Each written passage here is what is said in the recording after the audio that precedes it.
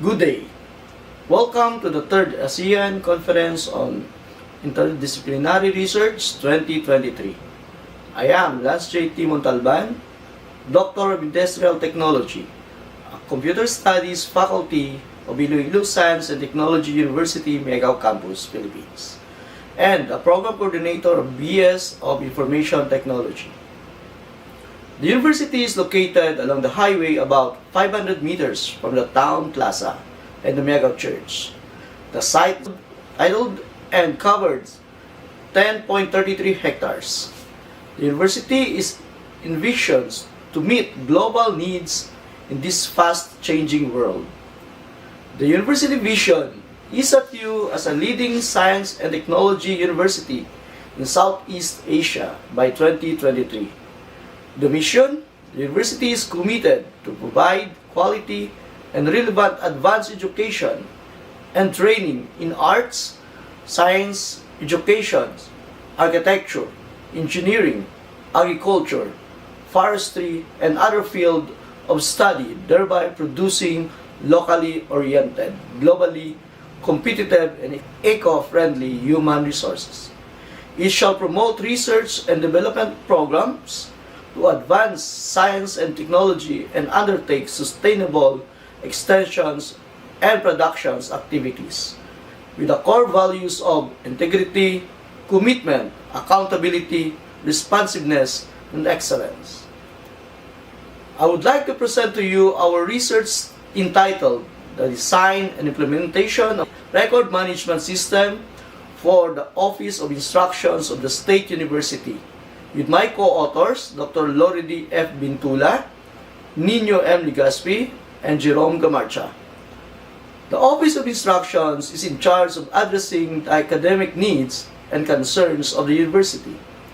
It ensures that pertinent documents are properly received, disseminated, and filed. For many years, the Office of Instructions has practiced manual filing and storing of documents, where there's instances of losing documents that resulted in delay in process of accomplishing targets. The researchers sought to make improvements to the record management system of ISAT-U Miagao Campus, particularly in the Office of Instruction, by developing a system that will be digitalized and organized filing, uploading, and retrieving of documents, such as ISO form, curricular structure, faculty profile, and CMOs. Thus, the study was conceived. The head of instruction can view and update the faculty loading, commitment form, individual performance, commitment review, or IPCR, teacher's clearance, actual faculty load, summary workload syllabus by semester, and class observations, and other pertinent documents, which can be accessed in digital form. Office of Instructions was conceptualized primarily to address these issues by handling the storage, maintenance, and retrieval of informations and records of the faculty members of ISAT-U Miagao Campus. This study is beneficial to the following. The system will help the Office of Instructions organize a fast and easy storing, retrieval, and reproductions of different documents in the office. The faculty can view the updates and their faculty loading, syllabus, and schedules. These documents can be accessed in digital form. Objectives: this study will design and implement the record management system for the Office of Instructions of ISAT-U Miagao. This study aimed to develop a digitalized and organized filing and retrieving of documents. A. Upload ISO form, faculty profiles, and other documents. B. Search and view the documents by ISO forms, curricular structures, CMOs per program. C. Display the list of faculty commitment form, individual performance commitment review or IPCR, teacher's clearance, actual faculty load, summary workload, syllabus by semester, and class observation. Number 2, this system will be evaluated using the ISO 25010 software quality model. For the conceptual framework, we have upload digital documents for the input, process evolutionary prototyping, and output, design, implementation of record management of the Office of Instructions for the WID will be evaluated by ISO 250 software quality model. Figure 1 shows the conceptual framework of the study, which discusses the concept and flow of the system, which is composed of input, process, and output.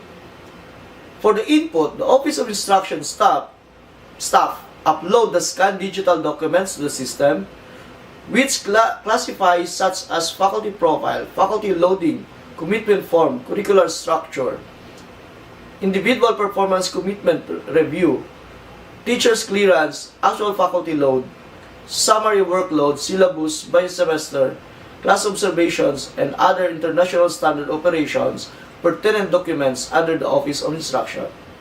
The system will process and generate the report by displaying the list of the faculty who have already submitted the following documents and will display the date of submission.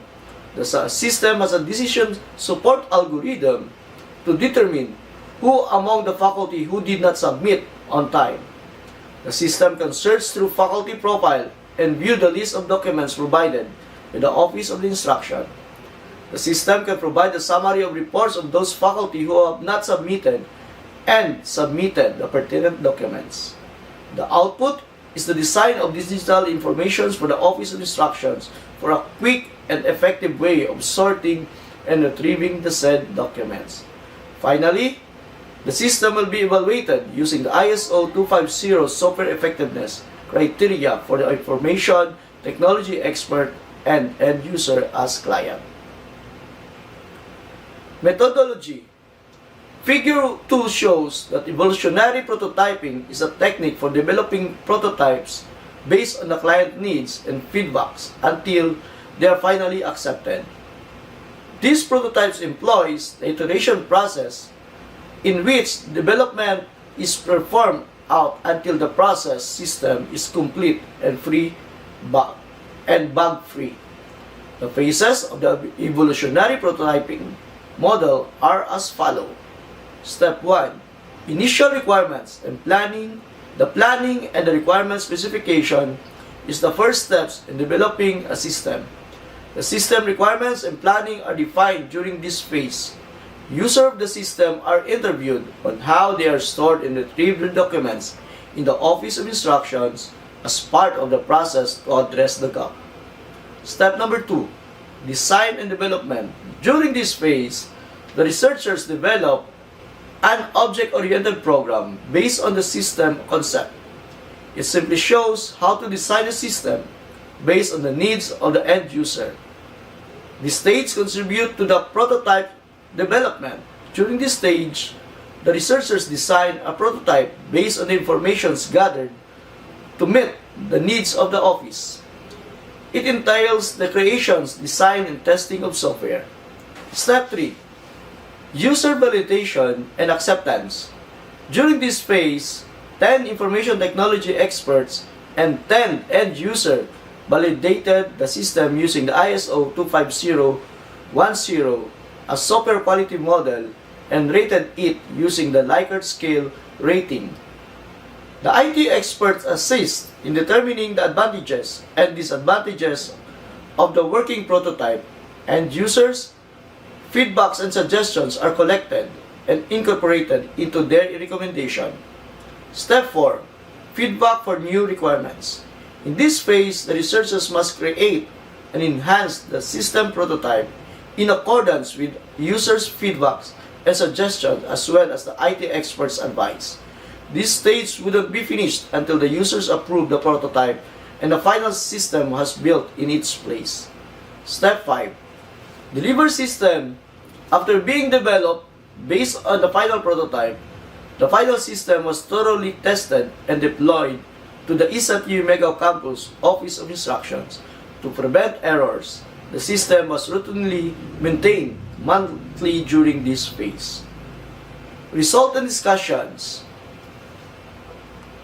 Table 1 Likert scales rating shows below. Scales 4.5 to 5.0, descriptions very effective. 3.5 to 4.49 effective. 2.5 to 3.49 moderately effective, 1.5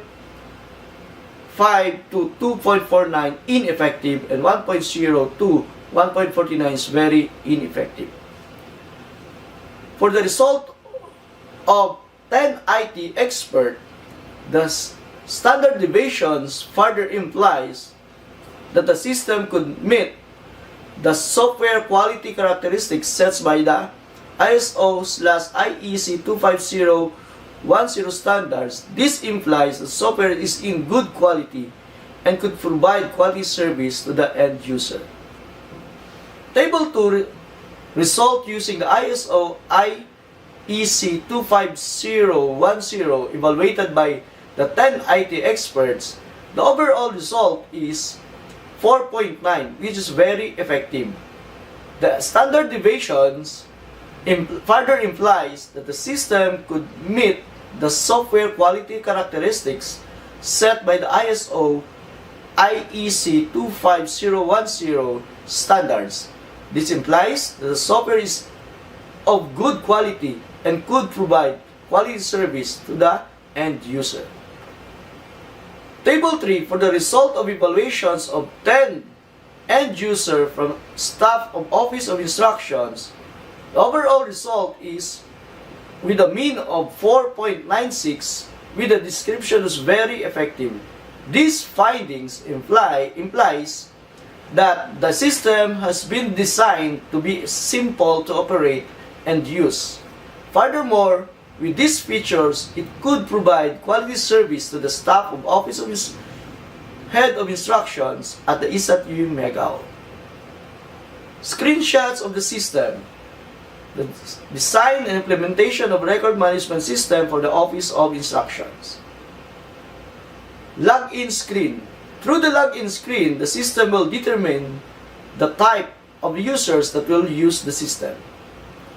Main menu. The main menu consists of admin, faculty, ISO, and exit button. At the bottom part indicates who is logged in and their user's type and also the current time. Admin menu. Under the admin button, there are edit faculty, edit documents, edit gender, accounts, and close functions. These functions are only enabled when admin users type are not available to users type of account. Edit faculty. Edit faculty form allows users with admin privileges access are only allowed to add, update, delete, cancel actions, print list of edit documents, control and close the form. Users account type are only permitted to view the record. The admin can filter informations by typing at the search box. Print faculty list. It is a printable copy of the list can be seen when the print button is clicked. Edit document type. Edit documents form allows users with admin privilege to add, update, delete, cancel actions on documents control and close the form. Users' accounts types are only permitted to view the records. The admin can filter information by typing at the search box. Edit gender and account. Edit gender form and admin can add, update, delete, and cancel actions on the record. Accounts form allows the admin to add users with their corresponding password and choose the account type. Faculty documents. In the faculty documents form, the admin users type can add records, view, update, delete, and close the form. Indicated in the form are the details of documents submitted by the faculty. It is remarked as completed when document is submitted, and if it's remarked as not completed. Users types accounts are only permitted to view the selected records, both user types and filter information by typing at the search box. Add faculty document records. When adding records to faculty documents, a form will pop up and will ask for the faculty informations and documents information. And when the Add Records button is ticked, the informations entered will be stored to a database. Add ISO document records. When Add Records button under the ISO documents form is clicked, a form will pop up labeled Documents Info, where the users can enter the required informations of documents, and the record will be stored when the Add Record is clicked. ISO documents. In the ISO form, the admin can add ISO documents, view, update, delete, and close the form. Users type accounts are only permitted to view the stored records and documents. Viewing selected documents. To view a document, a record must be selected and click the Viewed button, and pop-up will appear displaying the copy of documents. Conclusion. Based on the result presented, the following conclusions were drafted. There's a need to design and implement the record management system for the Office of Instructions to provide efficient, effective, and accurate recording of documents, maintained and secure school records, and easily retrieve these records to reduce workload of the staff. The system satisfies the requirements of developing a digitalization information system for an Office of Instructions at ISAT-U Miagao Campus.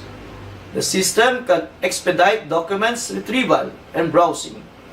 The decision support system is also included to help identify faculty members who have not complied with their required documents to the office.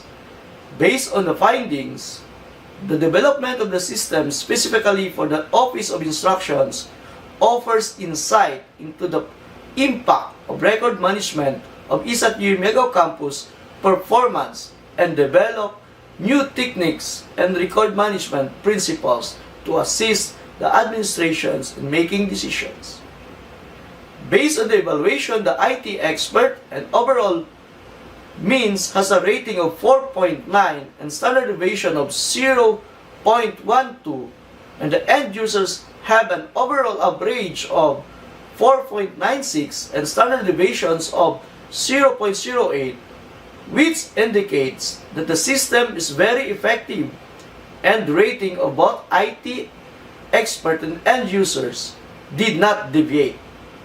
Based on the perceptions of respondents from the potential end users, the information and communication technology experts, the system is very effective in all the qualities it requires. Recommendation. Based on the preceding findings and conclusions, the following series of actions are recommended. The system must be fully implemented with the ISAT-U Miagao Campus. Other campuses are encouraged to use the system to do away with the manual procedures and handling and filing of school records that resulted in several problems such as unorganized and difficulty in searching and updating records and unsecured files. 3. It is recommended that the future researchers make it further enhancement of the system, specifically to develop an online platform that is not only intended for the office staff to retrieve, upload documents, as well as it is useful also to the faculty and staff to view and submit their documents online. The future researchers be considered conducting a similar study and also expanding the scope of the system. The reference is shown on the screen, and thank you very much. God bless.